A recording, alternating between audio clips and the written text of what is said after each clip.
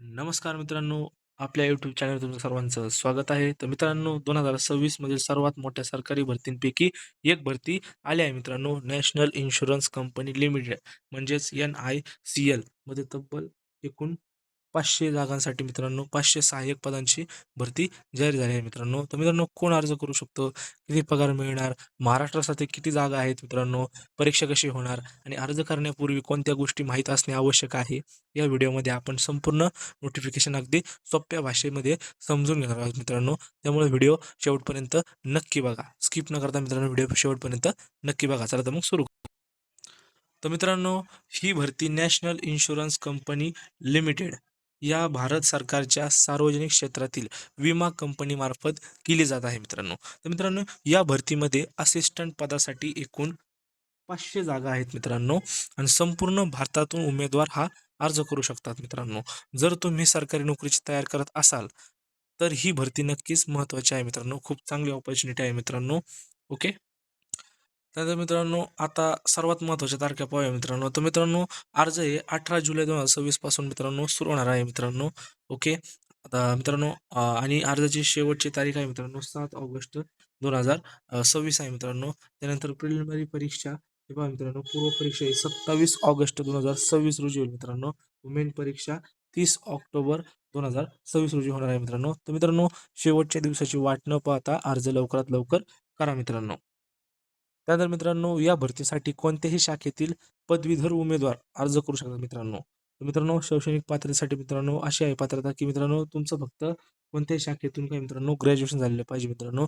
तसेच ज्या राज्यासाठी अर्ज करणार आहात त्या राज्याची प्रादेशिक भाषा वाचता, लिहिता आणि बोलता येणे आवश्यक आहे मित्रांनो. ओके. तुम्ही ज्या संबंधित राज्यामध्ये राहता मित्रांनो, त्या राज्याची तुम्हाला प्रादेशिक भाषा येणे महत्त्वाचे आहे मित्रांनो. त्यानंतर मित्रांनो, या भरतीसाठी वयोमर्यादा. तर मित्रांनो, किमान वय हे 21 वर्ष आणि कमाल वय हे 30 वर्ष असणे आवश्यक आहे मित्रांनो. जर तुमचं वय ह्याच्या आतमध्ये असेल मित्रांनो, तर तुम्ही या भरतीसाठी पात्र आहात व अर्ज करू शकता. नंतर SC, ST, OBC आणि इतर आरक्षित जे प्रवर्ग आहे मित्रांनो, त्यांना सरकारी नियमानुसार वयोमर्यादेमध्ये सूट मिळणार आहे मित्रांनो, हे लक्षात घ्या. ओके.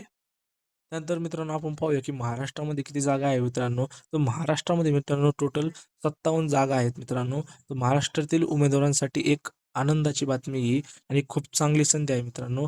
कारण भारतामध्ये महाराष्ट्रासाठी 57 जागा उपलब्ध आहेत मित्रांनो. हे पहा, टोटल 500 जागा आहेत, त्यापैकी 57 जागा फक्त आपल्या महाराष्ट्रासाठी आहे मित्रांनो. लक्षात ठेवा, एका उमेदवाराला फक्त एका राज्यासाठीच अर्ज करता येईल मित्रांनो. ही एक महत्त्वाची गोष्ट आहे मित्रांनो.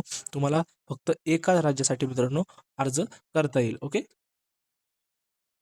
त्यानंतर मित्रांनो, तुमची निवड प्रक्रिया कशा प्रकारे होणार आहे? तर मित्रांनो, निवड प्रक्रिया ही तुमची 3 टप्प्यांमध्ये होणार आहे मित्रांनो. फर्स्ट म्हणजे पूर्वपरीक्षा, नंतर मुख्य परीक्षा, नंतर तुमची प्रादेशिक भाषा चाचणी मित्रांनो, त्यानंतर मुख्य परीक्षेच्या गुणवत्तेनुसार तुमची अंतिम निवड होणार आहे मित्रांनो.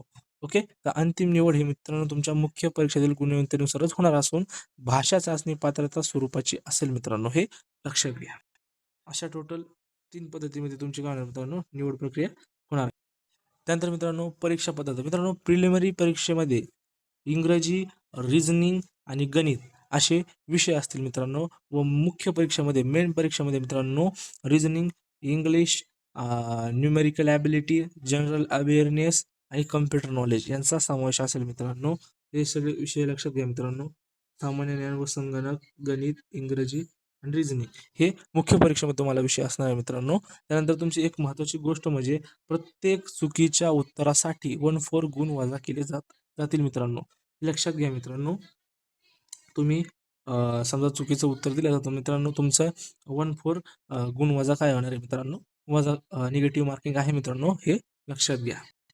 तर मित्रांनो, या भरतीसाठी लागणारे जे आवश्यक अर्ज करण्यासाठी लागणारे जे आवश्यक कागदपत्र आहे ते कोणते ते समजून घ्या. तर मित्रांनो, अर्ज करण्यापूर्वी ही कागदपत्रे तुमच्याकडे असणे आवश्यक आहे मित्रांनो. जसं की पदवी प्रमाणपत्र, त्यानंतर आधार किंवा पॅन कार्ड किंवा फोटो ओळखपत्र. ओके.